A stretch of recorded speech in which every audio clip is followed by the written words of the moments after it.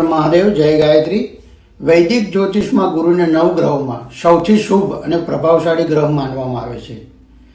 દેવતાઓના ગુરુ હોવાના કારણે ગુરુને જ્ઞાન, ધર્મ, ધન અને વિસ્તરણનું પ્રતીક માનવામાં આવે છે।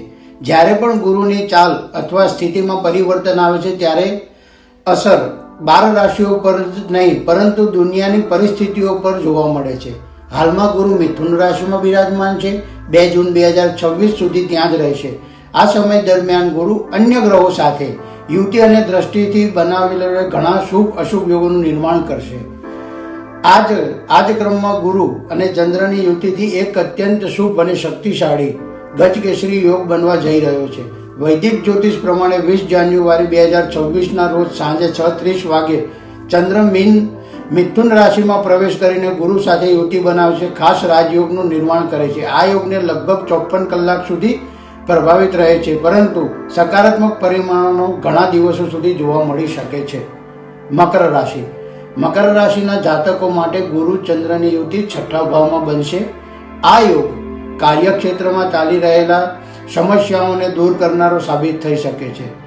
તમે તમારા શત્રુઓ પર વિજય મેળવી શકો છો। સ્પર્ધાત્મક પરીક્ષાઓનો અથવા કાનૂન મામલે સફળતા મેળવી શકો છો। નોકરી કરતા જાતકોને કાર્યક્ષેત્રમાં માન સન્માન મળી રહે। સ્વાસ્થ્ય સમસ્યાઓ પણ ખૂબ જ સુધારો મળે। ધન રાશિના જાતકોનો ગોચર કુંડળીમાં ગુરુ અને ચંદ્રની યુતિ 7મા ભાવમાં બની રહે છે।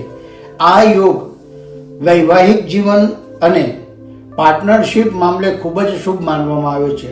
લગ્ન કરવા માંગતા જાતકો માટે સારા પ્રસ્તાવો આવી શકે છે। વ્યવસાયમાં પર્યટનમાં લાભ થશે અને કેટલાક કાર્યો પૂર્ણ થશે। સાથે સામાજિક પ્રતિષ્ઠાઓ વધશે અને ઘણા કામ થવાના સંકેતો છે। કન્યા રાશિના જાતકો માટે ગુરુ ચંદ્રની યુતિ 10મા ભાવમાં બની રહે છે। કરિયર અને કર્મક્ષેત્ર ભાવ હોવા છે। આ યોગના પ્રભાવથી નોકરી, પ્રમોશન, નવી જવાબદારીઓ અથવા નવી નોકરીઓ મળવાના શક્યતાઓ બની રહે છે।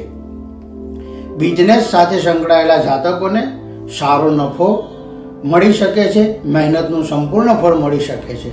કાર્યમય ક્ષેત્રમાં અને કર્મક્ષેત્રમાં સારી એવી ઓળખાણો પણ થઈ શકે છે। હર મહાદેવ, જય ગાયત્રી।